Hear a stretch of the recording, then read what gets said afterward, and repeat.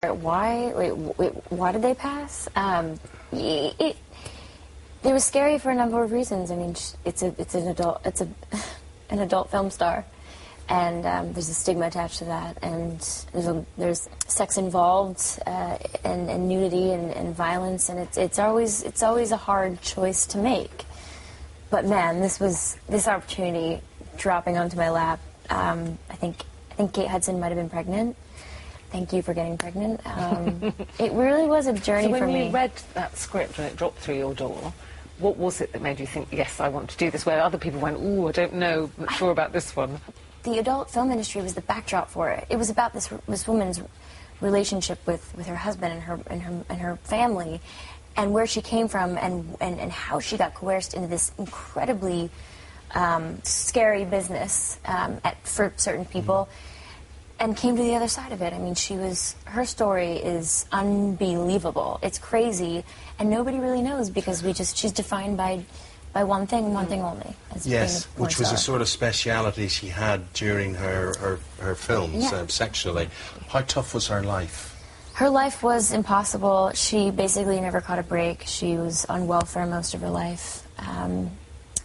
She was just beaten and abused, just beaten down to almost nothing. We'll have a look at a clip now here, and she's quite thrilled. She's had a photo shoot here with her clothes on at this stage. Why is she so happy about what she's about to see? This guy is being really sweet to her and making her feel beautiful, and nobody really, she never really got that kind of attention before.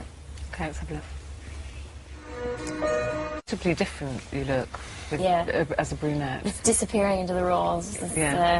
It's really fun. And do you I mean, people are so used to seeing you doing kind of sweet girl roles, good girl roles, innocent girls, innocent women, beautiful women. Was that another reason that you just wanted a complete departure from that? Yeah, I mean, as much as you can keep the audience guessing. I mean, I don't want the audience to ever see me, but it's hard when you're young because you do kind of take on these roles where you're playing a version of yourself. And I'm doing all this on purpose. I want to be an actor, mainly. Yeah, no, I think you're hard to predict. I do think when you look at everything from Jennifer's Body, Dear John, Gone, that it is actually hard in such a short space of time to actually say, who is this girl? And then we see you in Les Mis. And if people haven't seen you in Les Mis, and they're going to hear you sing, and when we come back from this clip, we'll talk about your singing voice, because it could have been a career in opera for you. Let's have a look at this.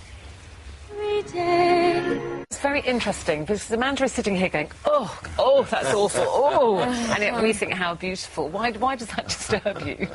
Well, I quit singing when I was 17 and a half to focus on my acting career, and boy, that's the biggest regret of my career. But you can combine both, and whether it's that or whether it's Mamma Mia, I mean, surely that's the best of all worlds, isn't it? It is. I wish I could try again. I wish they could let me re-record my songs in Les Mis. Because you did 5 years training as an opera singer, didn't you? Yeah, I was basically just singing arias in different languages when I was in high school.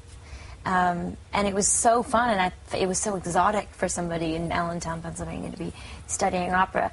But I quit, and I never got to the point at which you learn to really control your vibrato, which is I got a lot of slack for that when Les Mis came out. But I knew that, and I've never stopped. Compared to the way the rest of them sang, I wouldn't worry about it. No. You like to push yourself. You like to change. You're hard on yourself. You like to be unpredictable.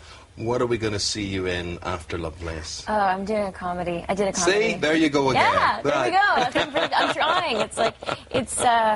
It is definitely a departure. Again, I haven't done a comedy in years. I mean, Jennifer's Body was kind of a comedy, but Mean Girls was my first movie. When I was 17, I shot that. So it's been 10 years, and I'm ready. It's Seth MacFarlane,